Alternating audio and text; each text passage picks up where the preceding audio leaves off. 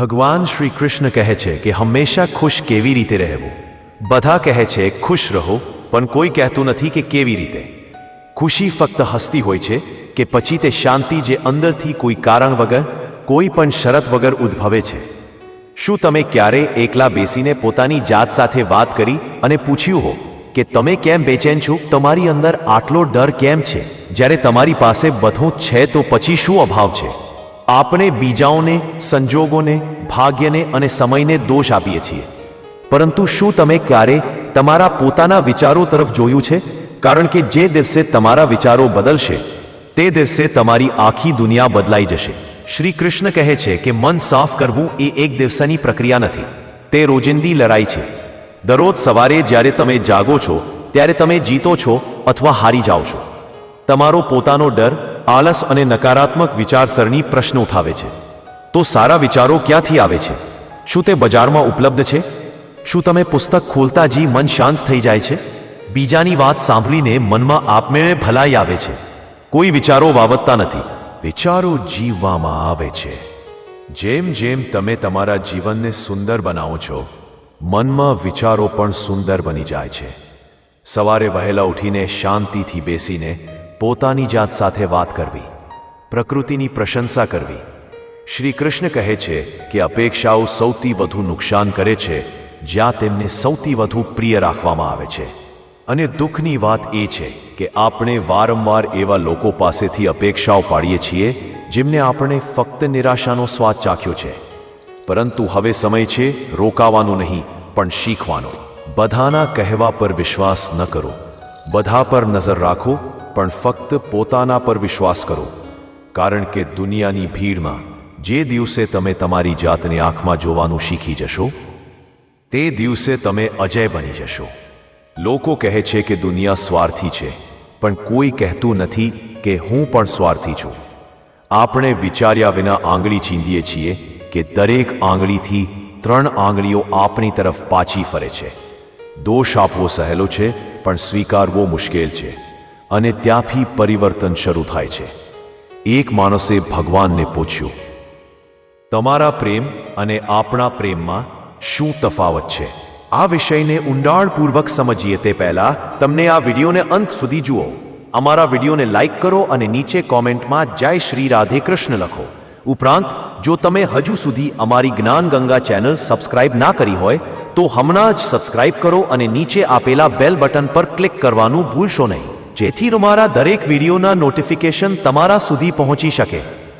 એક માણસે ભગવાનને પૂછ્યું કે તમારા પ્રેમ અને આપણા પ્રેમમાં શું તફાવત છે? ભગવાન હસ્યા અને કહ્યું કે આકાશમાં ઉડતા પક્ષીઓ મારો પ્રેમ છે અને જે પાંજરામાં કેદ છે તે તમારો પ્રેમ છે.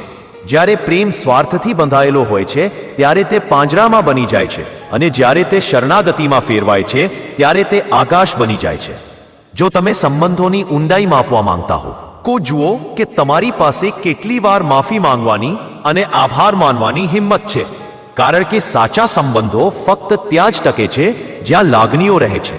અહંકાર પોતાને એવી રીતે તૈયાર ન કરો કે લોકો તમારા આગમનની રાહ જુએ, તમારા જવા માટે નહીં. પણ સત્ય બોલનારને યાદ રાખો, જે સત્યના માર્ગ પર ચાલે છે તેના શબ્દો વિશ્વને નુકસાન પહોંચાડે છે. કારણ કે સત્ય આરામદાયક નથી પણ જરૂરી છે. જ્યારે તમારા ઈરાદા સારા હોય છે ત્યારે ઘણી નારાજગીઓ પણ હોય છે, પરંતુ ડરશો નહીં, કારણ કે સાચા માર્ગ પર સાથી ઓછા હોય છે પરંતુ હેતુ મોટો હોય છે. ક્યારે કોઈની સામે એવી આશામાં ન ઝૂકો કે તે તમને સ્વીકારશે, કારણ કે પ્રેમ અને આદર ભીખ માંગવાથી મળતો નથી, તેઓ આત્મસન્માનમાં વૃદ્ધિ પામે છે. જો કોઈ તમારી હાજરી ભારે લાગવા લાગે તો તેને જવા દો, કારણ કે તે બોજ બનવા કરતાં વધુ સારું છે. યાદશક્તિ બનો, મજબૂત બનો, પણ ઘમંડી નહીં. દયાળુ બનો, પણ નબળા નહીં બનો. નમ્ર પણ ડરપોક નહીં. ગર્વી બનો, પણ ઘમંડી નહીં. દરેક માટે ખુલ્લું પુસ્તક ન બનો, કારણ કે આ સમય પસાર થવાનો યુગ છે. લોકો તમને વાંચશે અને તમને ત્યાંથી છોડી દેશે જ્યાં તેઓએ શરૂઆત કરી હતી. લાખોની કિંમતની ગાડી એક નાની ચાવી પર ચાલે છે. કરોડોનું ઘર એક તાળા અને ચાવી પર આધાર રાખે છે. તેવી જ રીતે વ્યક્તિત્વનો આખો ભંડાર તમારા સ્વભાવ અને વિચાર પર આધાર રાખે છે. શ્રી કૃષ્ણ કહે છે, શું તમે ક્યારે? શ્રી કૃષ્ણ કહે છે, શું તમે ક્યારે વિચાર્યું છે કે ગંગાના પુત્ર ભીષ્મ પિતામહ, જેમનો જન્મ પોતે ધન્ય હતો, તેઓ પણ પોતાના કર્મના પરિણામોથી બચી શક્યા નહીં? તો તમે અને હું કયા ભ્રમમાં છીએ કે ગંગામાં ડૂબકી લગાવવાથી પાપ ધોવાઈ જશે? પાપ પાણીથી નહીં, કાર્યોથી ધોવાઈ જાય છે, અને સદ્ગુણો વિચારોથી વધે છે. દેખાડવા માટે નહીં પ્રાર્થના કરો, પણ ફક્ત બોલવા માટે નહીં. પ્રાર્થનામાં તમે ભગવાન સાથે વાત કરો છો, અને ધ્યાનમાં ભગવાન તમારી સાથે વાત કરે છે. પરંતુ આપણે મોટા મોબાઈલ સ્ક્રીનમાં ફસાયેલા છીએ. નાના મનથી દેખાડાનું જીવન જીવીએ છીએ. આપણા સપના આકાશ કરતાં ઊંચા છે, પરંતુ આપણા આત્મા દેવામાં ડૂબી ગયો છે. શું આપણે ખરેખર જીવીએ છીએ કે આપણે ફક્ત શ્વાસ લઈ રહ્યા છીએ? અને હવે પ્રશ્ન એ નથી કે આપણે ખુશ કેવી રીતે રહેવું, પણ ક્યાં સુધી આપણી જાતને મળ્યા વિના આ રીતે જીવતા રહીશું? આપણે ક્યાં સુધી બીજાઓ પાસેથી અપેક્ષા રાખતા રહીશું, જ્યારે આપણે પોતાને પૂછતા પણ નથી કે આપણે ખરેખર ખુશ છીએ કે નહીં? અને આ પ્રશ્ન અધૂરો છે. જવાબ પણ ફક્ત શ્રી કૃષ્ણ કહે છે. શું તમે ક્યારે વિચાર્યું છે કે ગંગાના પુત્ર ભીષ્મ પિતામહ, જેમનો જન્મ પોતે ધન્ય હતો, તેઓ પણ પોતાના કર્મના પરિણામોથી બચી શક્યા નહીં? તો તમે અને હું કયા ભ્રમમાં છીએ કે ગંગામાં ડૂબકી લગાવવાથી પાપ ધોવાઈ જશે?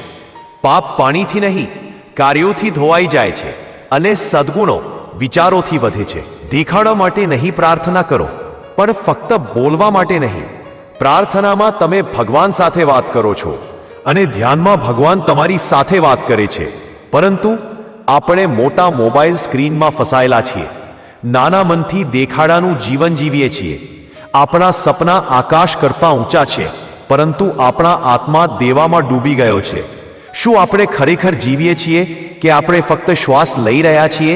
અને હવે પ્રશ્ન એ નથી કે આપણે ખુશ કેવી રીતે રહેવું, પણ ક્યાં સુધી આપણી જાતને મળ્યા વિના આ રીતે જીવતા રહીશું?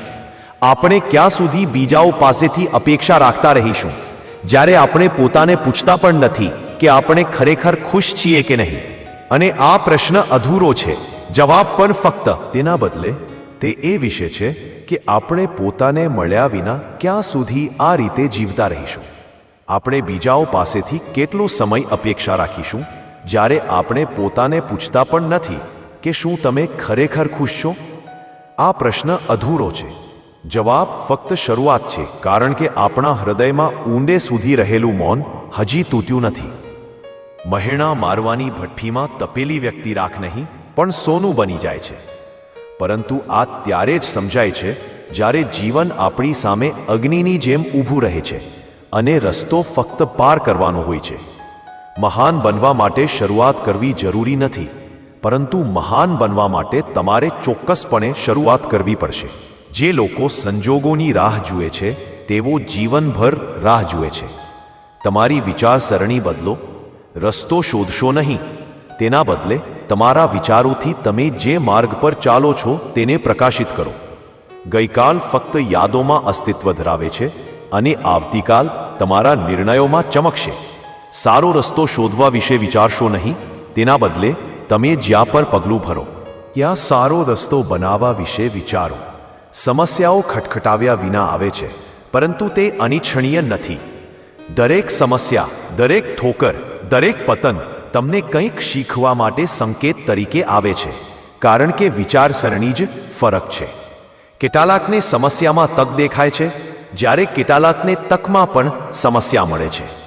તમારા વિચાર તમારું ભાગ્ય છે. કેટલીક વસ્તુઓ માંગવાની જરૂર નથી, તમારે ફક્ત તેમની પાસે જવું પડે છે. જેમ કે અગ્નિમાંથી હૂંફ, પાણીમાંથી ઠંડક, ગુલાબમાંથી સુગંધ. ફક્ત નજીક આવો અને પોતાને ખોલો. બસ આવી રીતે ભગવાન પાસે જાઓ, નિકટતા વિકસાવો. પછી કંઈ માંગવાની જરૂર રહેશે નહીં. પરંતુ છેતરપિંડી ફક્ત આપવામાં આવતી નથી, તે ઘણીવાર બતાવત આવે છે. અને સૌથી મોટી છેતરપિંડી ત્યારે થાય છે જ્યારે કોઈ નજીક હોવાનો ડોળ કરે છે. વિચાર્યા વિના આપેલું વચન અને જોયા વિના છોડેલું તીર હંમેશા શાપ તરીકે પાછું આવે છે. અને યાદ રાખો, જો આજે નુકસાન થાય છે તો કાલે નફો થશે. જો આજે છેતરપિંડી હોય છે તો કાલે હિસાબ પણ થશે. શ્રી કૃષ્ણ કહે છે કે જેની સાથે આપણે લડી શકીએ છીએ તે દુશ્મન નથી, વાસ્તવિક યુદ્ધ તે લોકો સાથે છે જે સ્મિત સાથે છેતરપિંડી કરે છે. જીવનમાં પ્રેમ અને વિશ્વાસ ક્યારેય તોડશો નહીં, કારણ કે તૂટેલો વિશ્વાસ ક્યારે પાછો મેળવી શકાતો નથી અને તૂટેલો પ્રેમ ક્યારે મળી શકતો નથી. જેઓ બીજાની ચિંતા કરીને પોતાની ઊંઘ ગુમાવે છે, તેમને સંભાળ રાખવા માટે ઘણીવાર કોઈ હોતું નથી. ફક્ત તે જ લોકો પીડામાં રડે છે જેમણે સાચો સંબંધ જીવ્યો છે. સ્વાર્થી સંબંધો રાખનારાઓની આંખોમાં ન તો શરમ હોય છે કે ન તો આંસુ. આજકાલ લોકો સમજે છે ઓછું અને સમજાવે છે વધુ. એટલા માટે સંબંધો ઉકેલવા કરતાં વધુ ગૂંચવાઈ જાય છે. જ્યાં સુધી તમે બીજાઓની ચિંતા કરો છો ત્યાં સુધી તમે તમારા જીવનની દિશા બદલી શકતા નથી. જ્યાં સુધી તમે ખામીઓ શોધતા રહો, કારણ કે જે પોતાને સુધારી શકતો નથી તે કોઈનું ભલું કરી શકતો નથી. તમારી વિરુદ્ધ વાતોને શાંતિથી સાંભળવાનું શીખો, કારણ કે સમયને જવાબ આપવા કરતાં બોલવા દેવો વધુ સારું છે. જ્યારે તે બોલે છે ત્યારે દરેક વ્યક્તિ ચૂપ થઈ જાય છે. ધીરજ અને સહનશીલતા નબળાઈઓ નથી, તે અદ્રશ્ય શક્તિઓ છે જે નાશ કરતી નથી, પરંતુ તેના બદલે બનાવે છે જે દરેક પાસે નથી. તે સૌથી કિંમતી વસ્તુ છે. અને આ ભીડમાં જો તમને કોઈ એવું મળે જે તમારા સુખાકારી વિશે પૂછે છે, તો ધ્યાનમાં લો કે તમને એક રત્ન મળ્યો છે. તમને દરેક શેરીમાં લોકો તમારી ઈચ્છા અને સ્થિતિ વિશે પૂછતા મળશે, પરંતુ ફક્ત એક જ વ્યક્તિ છે જે તમારા હૃદયને જાણે છે. અફવાઓ પવન જેવી હોય છે. દરવાજો કે બારી બંધ કરો, તે હજી પણ ઘરમાં પ્રવેશ કરે છે, પરંતુ સત્ય શોધવું પડશે. તેના માટે તમારે અંધકારમાં ઉતરવું પડશે. જો આપણી પાસે લાખો ડિગ્રીઓ હોય પણ આપણા પ્રિયજનોનું દુઃખમાં વાંચી શકતા નથી, તો મારા પર વિશ્વાસ કરો, આપણે હજી પણ અભણ છીએ. માણસો પણ વિચિત્ર છે. જ્યારે તેઓ માંગે છે ત્યારે તેઓ હાથ જોડીને ભિખારી બની જાય છે, અને જ્યારે તેઓ આપે છે ત્યારે તેઓ ગર્વથી દાતા બની જાય છે. એક જ ભગવાનને અર્પણ કરીને તેઓ પોતાનું નામ લખી લે છે, પણ કોણ જાણે એ દાનમાં કેટલું સ્વાર્થ છુપાયેલો હતો. બીજાને દુઃખ આપીને મેળવેલું સુખ સુખ નથી, તે એક બોજ છે જેનું જીવન ખૂબ જ ટૂંકું છે.